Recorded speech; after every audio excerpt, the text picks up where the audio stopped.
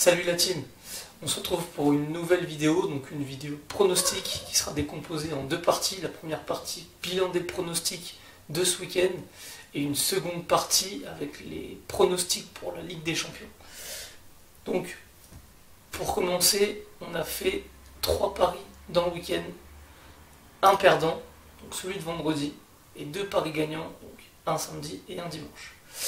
Donc, le premier pari perdant, c'est tout simplement Paris gagne par 2 buts ou plus. Donc la grosse désillusion, Dijon, une équipe très faible cette année, arrive à surprendre le PSG. Quelles sont les raisons? Le PSG a tout simplement eu un excès de confiance, tout simplement après sa victoire contre Marseille le week-end passé. Pour moi, c'est la première raison. Et la deuxième raison, ou plutôt la chose à ne pas faire, pas la raison de la défaite, mais ne jamais jouer le premier gagnant contre le dernier d'un championnat. Il est vrai que ça fait déjà plusieurs années que je parie, et ça c'est une erreur entre guillemets courante. Souvent, très souvent, regardez l'historique des années précédentes, le premier ne gagne pas forcément contre le dernier.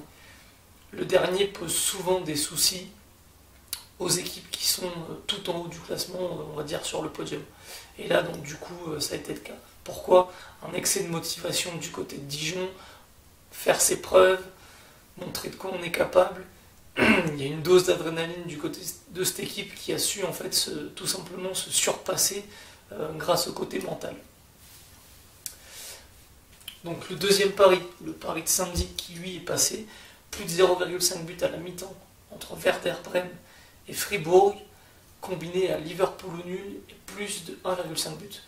Donc le pronostic sur la Bundesliga est passé très facilement, alors que le prono sur Liverpool a eu encore du mal à passer. Liverpool, à chaque fois qu'on les joue, on a vraiment chaud, soit on perd, soit ça passe de justesse. Donc tout simplement Sadio Mané qui fait la différence et qui a réussi à donner l'avantage à Liverpool avec une passe décisive et un but. Et enfin, le dernier pronostic, donc le pronostic de dimanche, la victoire ou le match nul de Leicester.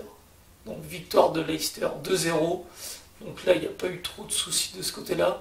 Moi, franchement, je vous avoue, j'étais pas mitigé sur ce match-là, mais on va dire que j'étais réservé, tout simplement parce que Leicester, avec leur victoire 9-0, là, on était... voilà, c'est du jamais vu, j'ai envie de dire. Et donc, il y aurait pu y avoir justement un gros excès de confiance de leur part. Mais ils ont réussi à rester sur les bons rails. Même si le match était serré, ils ont réussi à être performants et efficaces devant le but, et notamment avec encore un but de Vardy. On va passer à la deuxième partie de cette vidéo. Donc, le pronostic sur la Ligue des Champions. Donc, comme d'habitude, je vais vous donner la meilleure cote disponible sur le marché Argel, sur les bookmakers Argel. C'est un combiné à 3 matchs. Donc vous allez voir, c'est 3 petites cotes. Et pour moi, ça me paraît safe. Franchement, sur les résultats, etc., je vois pas. Soit c'est des petites cotes qui ne sont pas des value bets pour moi, ou soit je ne trouve pas de choses intéressantes. Donc pour ce pronostic-là, la meilleure cote sera disponible sur Betclic. Je vous mettrai le screenshot. Donc, on commence avec le premier match entre le Zénith Saint-Pétersbourg et Leipzig. Donc là, pour moi, je vois le moins de 4,5 buts, coté à 1,17 sur Betclic.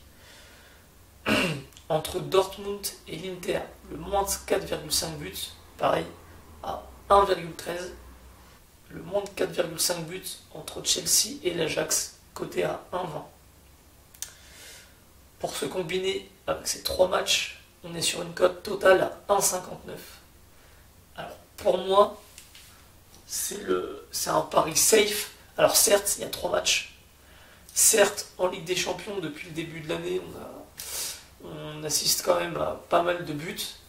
Mais pour moi, ça va être des matchs qui seront plutôt fermés. Donc le premier, tout simplement,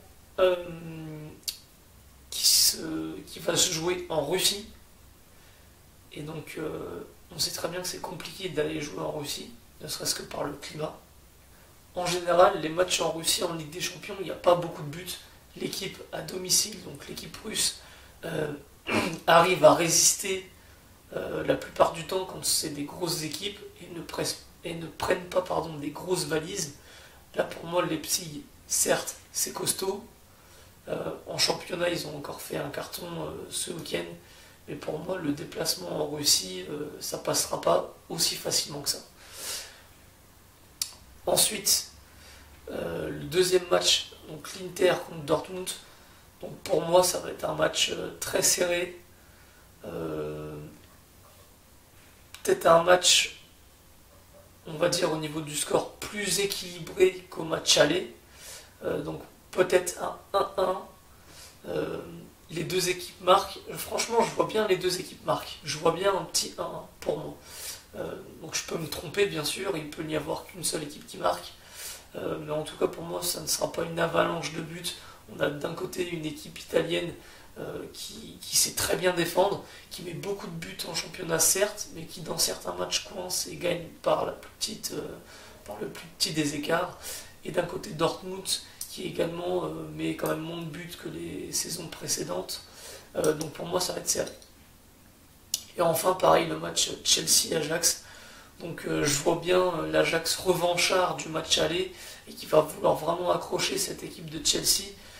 Chelsea c'est quand même pas ouf cette saison en première ligue, et en Champions League ça va être difficile aussi également.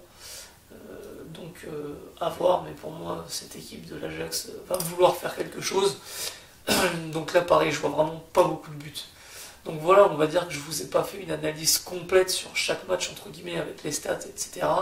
Même si je l'ai fait entre guillemets de mon côté. Mais voilà, pour moi c'est un pari qui peut passer plutôt facilement. À moins justement donc là d'un fait de match, mais évidemment qu'on ne peut pas contrôler, donc je ne sais pas, un carton rouge en début de match qui peut amener sur un penalty, et donc là ça fait en général un but concédé plus une infériorité numérique. Donc là on peut être voilà, sur des événements comme ça qui peuvent perturber le cours d'un match et donc le cours d'un pari sportif. Sachez que ces trois pronostics là, le cash out est disponible. Donc, voilà, vous avez en cours de match, si vous avez une frayeur, si vous voyez qu'il y a déjà beaucoup de buts en première mi-temps, ce genre de choses-là, n'hésitez pas. Le cash-out, c'est une manière aussi de gagner de l'argent avec le pari sportif. Voilà, c'est tout pour cette vidéo. Donc on se retrouve vendredi pour la vidéo pronostic du week-end. Ciao la team!